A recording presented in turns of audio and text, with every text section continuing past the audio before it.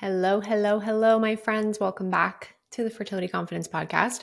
I want to share a client win with you guys today and a little bit about how we supported her. And I think the reason I want to share her story is because it's really inspiring for a lot of clients, new clients that we've brought in over the last couple of months. Just it's a very similar pattern and story that we've seen in the fertility space over and over and over again. And I'm sure a lot of you listening are going to go, oh my gosh, that's me, right? So she came in with a diagnosis of unexplained infertility. And if you've been following the Fertility Confidence podcast or myself over on Instagram at Fertility Confidence Method for any length of time, you'll know that I have a very challenging view of this diagnosis in terms of not being legitimate, but in the sense that it is thrown out into your world very, very quickly. So we're seeing a lot more unexplained fertility diagnoses without really digging deeper into why this might be happening. We're seeing a lot of unexplained infertility being told to women after a very, very surface level, bare bones look at TSH, AMH, a CBC, and maybe day 3 hormones and public health screen for STDs, and sometimes a semen analysis, and actually sometimes not, which is, a little bit of a mind-blowing shitstorm, if you ask me, because sperm is 50% of the equation. How do we give a fertility diagnosis when we're not looking at men? But we're not going to go there today. So we're seeing this more and more with just like this very, very, very basic look at fertility. And this is one of the reasons why I created Fertility Labs 101, because I wanted more couples to have access to a more extensive list of what a fertility workup should look like from the beginning.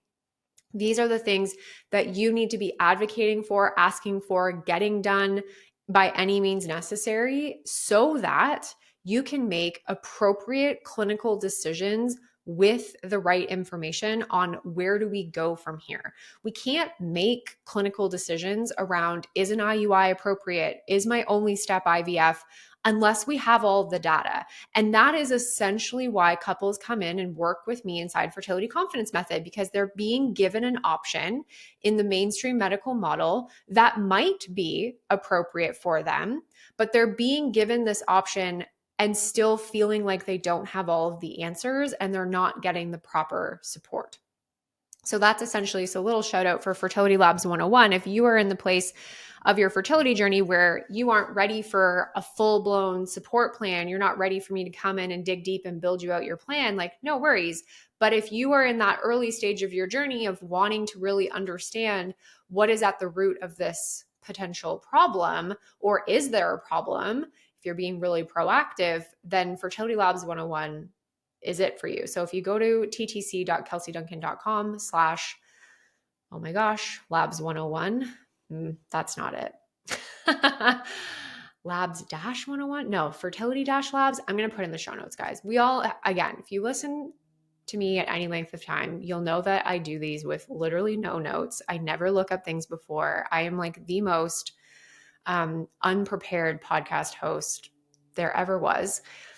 But it's just how we roll. It's okay. So I'll put the proper link in the show notes for you. Definitely go and check out that resource. I think it can be really, really helpful. But I digress. She was told she had unexplained infertility. She was also told that because they've been trying for about 2 years, their next best step was IVF. At that point, she felt in her heart of hearts that there was more to her story and that she wasn't necessarily opposed to IVF, but she just wasn't there yet. It was, and this is a very common sentiment of, IVF is potentially in the cards for you. You're not, completely against that idea, but you feel as though you still haven't gotten all of the answers. So I think what comes with that space is a lot of fear around making this large investment of anywhere from $15,000 to $50,000 and potentially more, depending on how many rounds you need. and still not really knowing why you aren't getting pregnant. So how can we trust that this is going to work?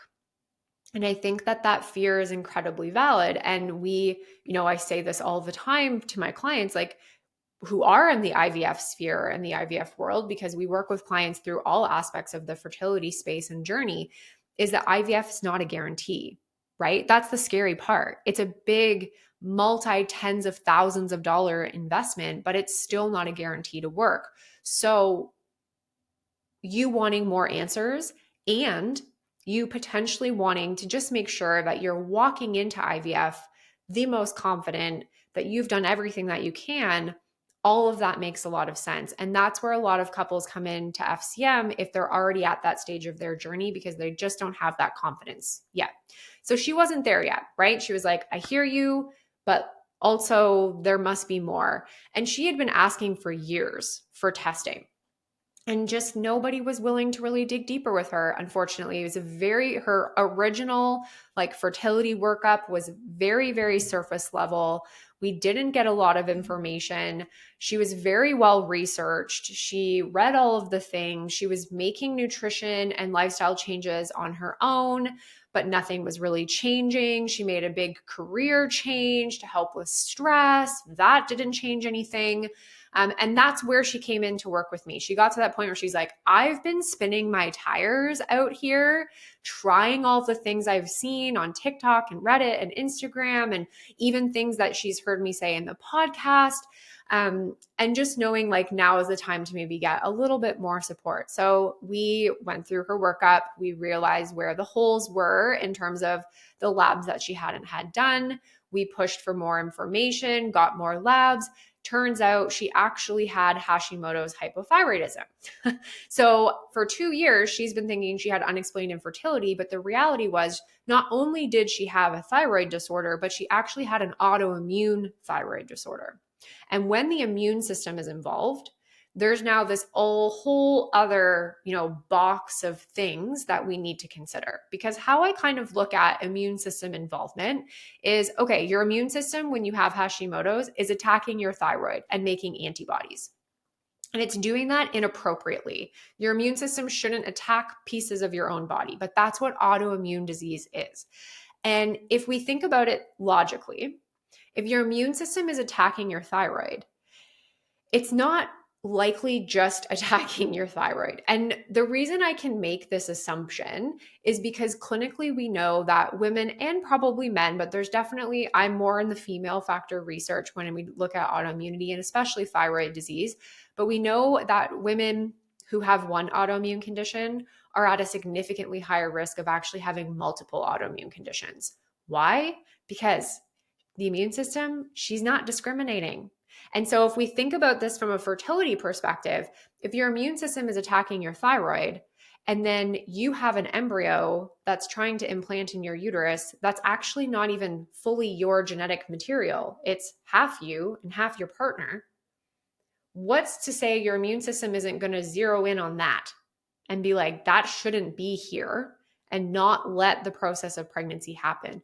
This is why immune system disorders is such a huge realm of unexplained infertility, of repeated failed IVF transfers and implantation failure, and of recurrent miscarriage. And yet we're still not having enough conversation and enough workup on immune system dysfunction early on in the fertility space, especially in clients who've been trying for multiple years and nothing has worked. We need to be looking at the immune system. So we uncovered this big immune system and thyroid piece for her. Okay, sweet. Now we have answers. The crazy thing here is if she were to have jumped into IVF with these thyroid issues, with knowing her antibodies were high, IVF wouldn't have overridden that problem. She still would have been at a significantly higher risk for miscarriage than the average person doing IVF without autoimmune hypothyroidism. So we really wanted to make sure, maybe she was still going to need to do IVF. But first, we want to make sure that we are managing her system so that it can give her the best statistical chance of getting pregnant. Navigating the supplement world, even as a practitioner, can be incredibly frustrating. And if you are anything like me, it's really easy to be drawn into those brands with the most beautiful branding, the most beautiful bottles, and just assume that that's a good product because it looks good on the outside.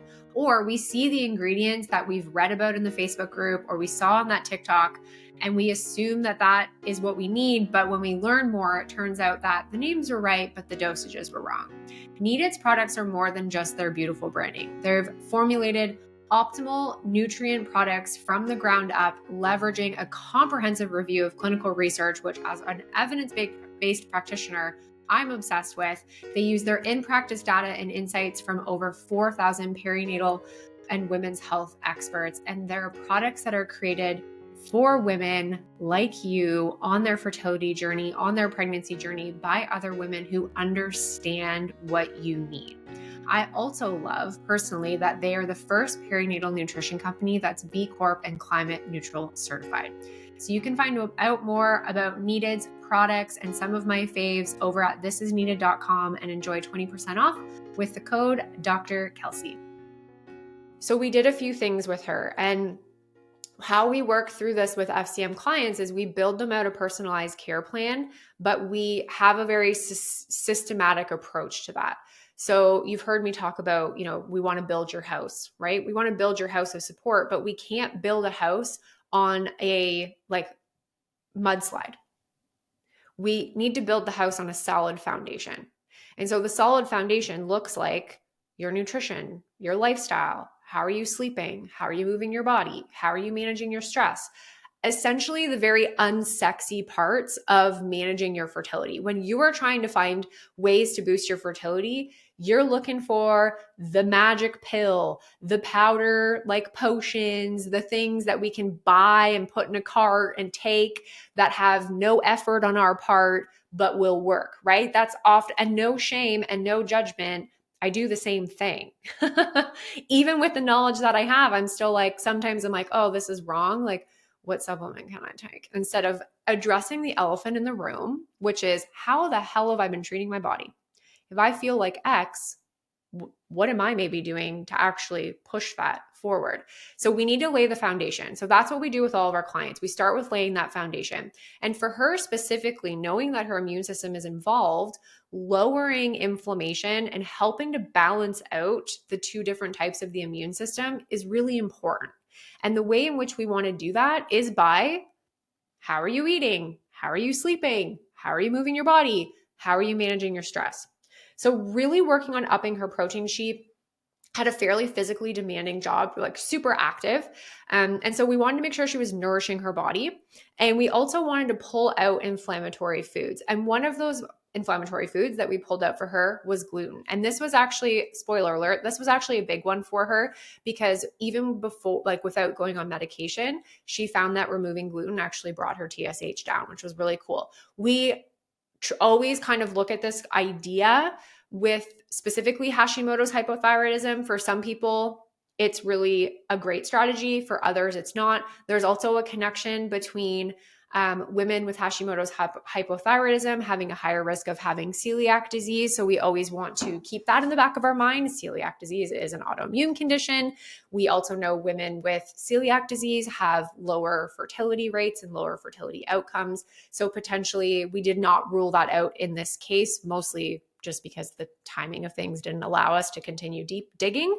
But that would be something on our radar for sure. And especially with her improvement with gluten removal, I think it would be something for her to circle back to. Absolutely. We wanted to make sure she was getting enough protein. Protein is something that we talk so much about. We do here in the podcast. Definitely go back and listen to the episode I did with Lily Nichols. We spend a lot of time really focusing on protein there. We talk about protein in boot camp, which will be back in December. So if you haven't taken part of our free boot camp yet, that will be coming really, really shortly for you guys. But protein is something that I personally have had such a journey with this year, but we also see with our clients when we can get them to up their protein, just how much better they feel. They often have better cycles. They often have more regular cycles. They often have less spotting. They often have more energy. They often sleep better. Their skin's usually clearer. Their hair and nails are usually better. There's just so much that impacts when we don't have, that's impacted when we don't have the proper building blocks in our system. So we laid that foundational groundwork, okay? We wanted to reduce her inflammation. So we looked at specific triggers and things for her body. How can we reduce inflammation? Make sure she was getting enough building blocks, make sure she was, moving her body and resting, right? Like we can't just do one or the other. We have to make sure we're putting in periods of rest. We wanted to work on mental health and stress management. And then we came in with what we call our strategic supplementation approach. So once we lay that foundational groundwork, this is when we can start to turn to the supplements. The supplements need to be an adjunctive treatment, not the only treatment. We can't continue to eat like shit, not sleep, not move our body, live off coffee, and expect to take a prenatal and CoQ10 and all these things you read about on the internet and drink womb tea or whatever and expect it to work. So we really want to lay that foundational groundwork first, and then we want to come in with that strategic supplementation. So for her, we really focused on how can we reduce these thyroid antibodies. There's some really great research with strategic supplementation in this arena. And we did actually see her numbers drop with the combination of SUPs and nutrition, which is really exciting.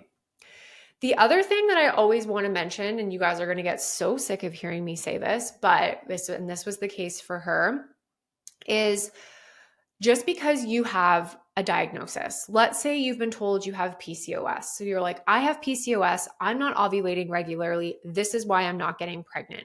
I do not want you to let yourself, either by you or by your care provider, pigeonhole you into that box without making the assumption that it might not just be you, okay? 33% of infertility cases are a combination of both female and male factor. So even if you have a diagnosis that we're like, okay, this is likely why, we don't want to ignore the fact that your partner still needs to be properly assessed. And even if your partner has done a semen analysis and it looks good, that doesn't mean sperm is perfect. And I hate that we're giving out gold stars to men when they have a good count on a semen analysis, because just because you have a lot there doesn't mean the actual internal DNA integrity of that sperm is perfect. And so we still want to be working on overall quality. I'm really, really passionate about this. But with her case, his morphology was actually slightly low. It wasn't terrible, but it was slightly low.